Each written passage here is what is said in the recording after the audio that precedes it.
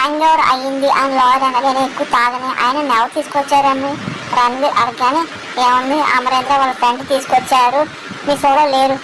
Lawyer అనగానే ఏంటి నేను సోలో లేనా అసలు ఏం జరిగింది లాయరు అని రణవీర్ అనగానే ఏమో రాత్రి ఆటోలో వచ్చారు అని లాయర్ అనగానే ఎవరు అని చెప్పి రణవీర్ అడుగుతుంటారు. మనోహర్ గారు వచ్చారు అంటే మిమ్మల్ని ఇంట్లో ఉండి తీసుకెళ్ళి అమరేంద్ర చాలా టైం అయిందంట అని చెప్పింది.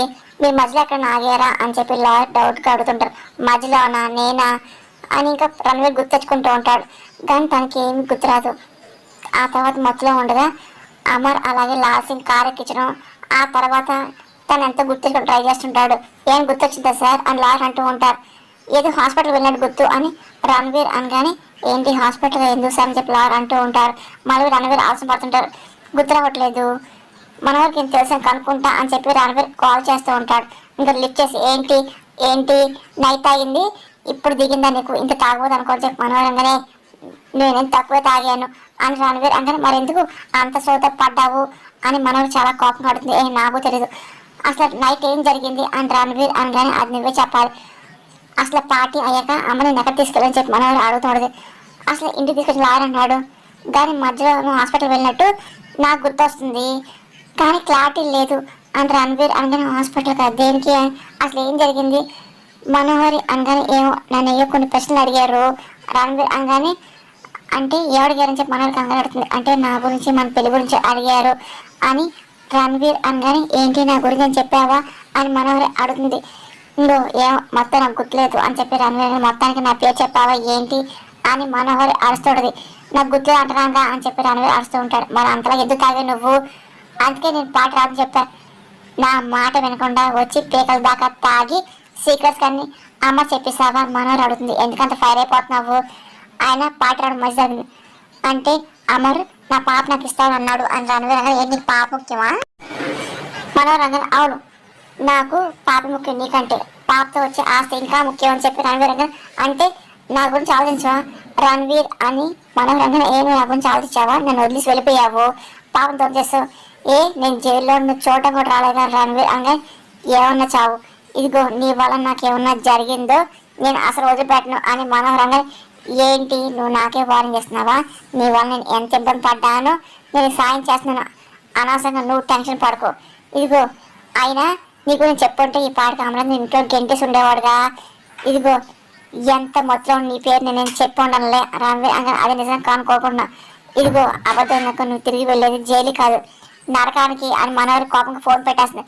ఏంటి నన్ను బెదిరిస్తుంది ఏంటి అని ఆశపడుతూ రణవీర్ అంటే మరి మీరు ఆవిడ్ని అంతా తలెక్కించుకున్నారు ఇప్పుడు దిగమంటే ఎలా దిగుతుంది లాయర్ అనగానే అదంతా నాకెందుకు నా పాటతో చాలు నాకు అసలు అవసరం లేదు అని ఇక రణవీర్ అంటూ కాఫీ తాగుతూ ఉంటాడు.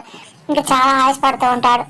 అసలు లాయర్ కూడా అర్థం కాదు అసలు అమర్ రాత్రి తీసుకుని అనుకుంటూ ఉంటారు. అనుకున్న విధంగా అక్కడ అమర్ ఇంకా ఫ్రెండ్ లాల్ సింగ్ అలాగే నమ్రత వెళ్ళ సిద్ధమవుతుంటారు.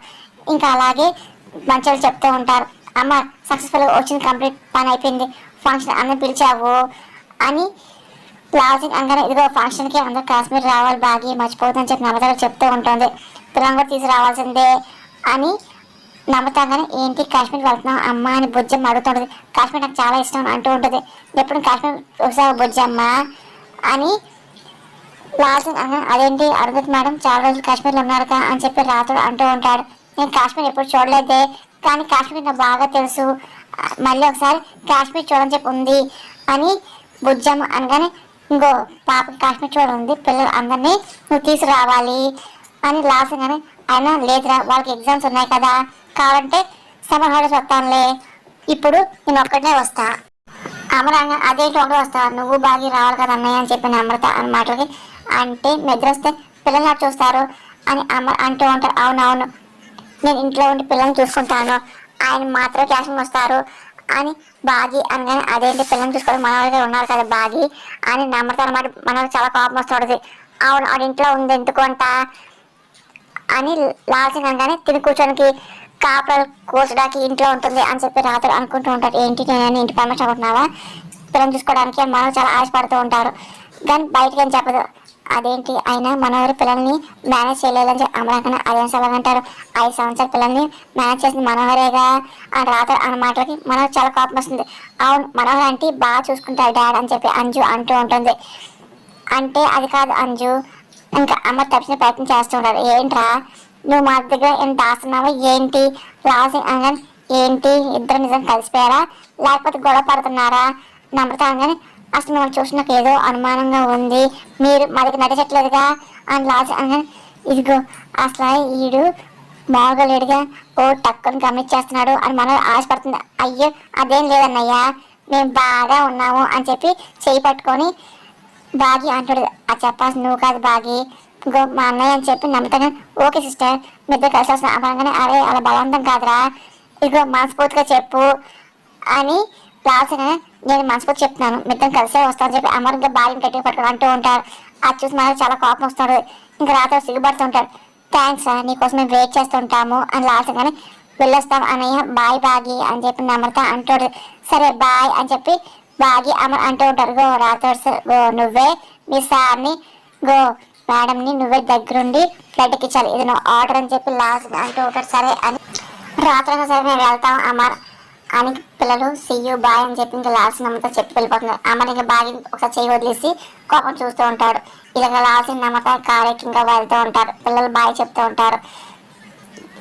ఏంటి యాదమ్మ అని చెప్పేసి మనం అంటాడు. అసలు బాగిని తీసుకొచ్చింది ఎందుకు, నేను ఆమెను కలపడానికి వచ్చిన బాగి ఏం చేస్తుంది గమనించావా, ఆ బాగి తన అనుకూలంగా అన్ని చేసుకోవడం ఆమెను మంచి చేసుకొని మళ్ళీ కలిసి చూస్తుంది కదా బాగా ఆలోచించు, తను అన్ని చేసి ఒక పని సక్సెస్ అయిందా, నువ్వు మోడల్ చేసిన ఆమె ఇదిగో నీ సొంత అవుతుందన్నావు కానీ అవలేదు కదా, తర్వాత ఓ రోజు నీకు రంగులు పోసానన్నావు అది జరగలేదు, ఏదో ఫేస్ పక్క నీ మొహాన్ని పాడు చేసింది, ఆ సినిమా ముందు అమలతో రాసి పూసుకొని ఓ తిరుగుతుంది, ఆఖరికి అమలతో హనీమూన్కి కాశ్మీర్ వెళ్తుంది కదా, నేను బకారం చేస్తుంది మనోహరి అని యాదవ్ అన్న మాటలకి మనోహరి ఆలోచిస్తూ ఉంటుంది. నేను ఇన్ని మాట్లాడుతుంటే నువ్వు నిమ్మకి నేనంటే బెల్లం కొట్టి రాయిలాగా ఉన్నావేంటి, బాడీ చేతులు మోసపోతుంది మనోహరి నీకు అర్థం కావట్లేదు, యాదమ్మ నేను ఆలోచిస్తున్న బాడీ గురించి కాదు రణవీర్ గురించి అని మనగానే ఏంటి ఆలోచిస్తాను యాదమ్మ అంటూ ఉంటుంది. అంటే అమర్ రణవీర్ పీకలతో తాగేసి ఎటో తీసుకెళ్ళాడంట, అంటే అసలు ఏదో చేశాడు కానీ రణవీర్ అడుగుతానేమో హాస్పిటల్ అంటున్నాడు, అసలు అక్కడ ఏం చేసి తెలుసుకుంటే నాకు తెలియట్లేదు మనోహరంగానే అయినా రణవీర్ హాస్పిటల్ తీసుకెళ్ళి తాగిందంతా కక్కిచ్చాడా ఏంటి యాదవ్గా లేదు నా గురించి అయినా నిజాలు కక్కించే పనిలో ఉన్నాడు నాకు అది అనుమానంగా ఉంది, అసలు ఏంటని చెప్పి ఒకరిని పెట్టాను అని అంటూ ఉంటుంది. అప్పుడే ఫోన్ వస్తుంది అదే తనే కాల్ చేస్తానని చెప్పి మనోహర్ అంటూ ఏం తెలిసిందా అని మనోహర్ అనగానే అంటే మేడం సార్ నిన్న అంటే వాళ్ళు ఫాలో చేశాను వాళ్ళు ప్రభాకర్ ఇంటికి వెళ్ళారు అని డీటెయిల్స్ చెప్తుంటారు. అంటే అమరేంద్ర గారు ఇంకా లాల్ సింగ్ గారు కలిసి అంటే సైకాట్రికి వెళ్ళారు, ఆయన చాలాసేపు ఉన్నారు, ఆయన షోతేపు ఉన్నారు, ఇంకో లోపలికి తీసుకెళ్ళి అలా బయటకు వచ్చారు, ఆ తర్వాత ఏమైతే ఇంట్లో డ్రాప్ చేసేసి వెళ్ళిపోయారు అని ఇన్ఫర్మేషన్ ఇస్తూ ఉంటారు. సరే థ్యాంక్ యూ అని మనోహర్ అంటూ ఫోన్ పెట్టేస్తుంది.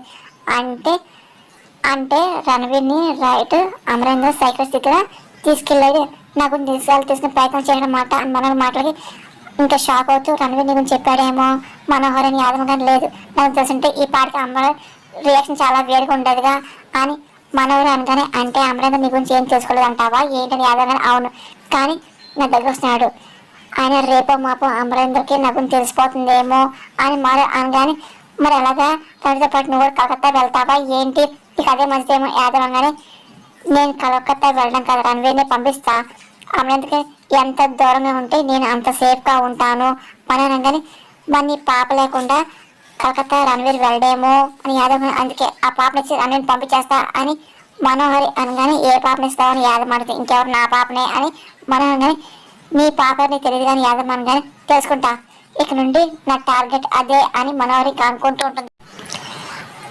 రణవీర్ ఇంక వస్తూ ఉంటాడు. ఇంకా మనోహరి యాదవ్ కంగారు పడుతూ ఉంటారు. ఇదేంటి కొత్త పెళ్లి కొడుకు అత్తగారికి వచ్చినట్టు ఏంటి ఇంటికి వస్తున్నాడు అని యాదవ్ భయపడతాడు. అదేంటి రణవీర్ని ఎంత దూరం పెడదామంటే నా ప్రాణం కీలకు వస్తానని చెప్పి మనోహరి టెన్షన్ పడతాడు. అయ్యో పద అని చెప్పేసి మనోహరి అలాగే యాదవ్ కింద వస్తూ ఉంటారు.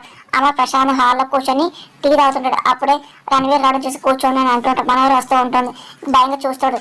కాఫీ టీ ఏం తాగుతావా అని అమర్ అడుగుతూ ఉంటారు. రణవీర్ మనం చూస్తాడు. మనవర్ చాలా కోపం చూస్తాడు. మనవరిని చూసి రణవీర్ మోహన్ తిప్పుకుంటూ ఉంటాడు. పక్కన బాగా రాత్రి కంగారు పడుతుంది. సారీ అమర్ నేను రాత్రి నేను ఇబ్బంది పెట్టాను కదా అని అంటూ ఉంటాడు. ఇంకా ఏమవుతుందని చెప్పి అమర్ అంటూ ఉంటాడు. అసలు నువ్వు ఇబ్బంది పెట్టాలి ఎప్పుడు రణవీర్ అనికి భాగ్య ఇబ్బంది పెట్టాక నన్ను ఇబ్బంది పడుతున్నావు కదా అని చెప్పి మనోహర్ చాలా ఆవేశం చూస్తుంది. అవును ఏంటి ఎలాగుంది ఇప్పుడు అమర్ అనగానే నాకు తలనొప్పిగా ఉందని చెప్పి రణవీర్ అంటూ ఉంటాడు. నువ్వెలా తలనొప్పి మాకు నీ తలనొప్పి ఏంటరా అని రాతాడు అనుకుంటూ ఉంటాడు. పిల్లల తాగి తలనొప్పి రాక తలకాయ కిరీటం వస్తుందా అని చెప్పి యాదమ్మ అనుకుంటుంది. రమ్మని పిలిచారు. ఏంటి నా తన పని ఉందా అని చెప్పి రణవీర్ అంటూ ఉంటాడు. చెప్తాను అంటే 2-3 రోజులు ఫ్రీ అయినా అని చెప్పి ముఖ్యమైన పనులు ఉన్నాయా అమర్ అనగానే ఎందుకని చెప్పి రణవీర్ అంటూ ఉంటారు. నా ఫ్రెండ్ పర్సనల్స్ కదా కాశ్మీర్ ఉంటారు లాల్ సింగ్ వాడి ఇంట్లో ఫంక్షన్ ఉంది మేము వెళ్తున్నాము నువ్వు కూడా రావాలి అని అమర్ అనగానే ఒకసారిగా మనవరి యాదమ్మ రణవీర్ అలాగే బాగా రాత్రి షాక్ అవుతూ ఉంటారు. ఏంటి అని చెప్పి ఒక చూసుకుంటూ ఉంటారు.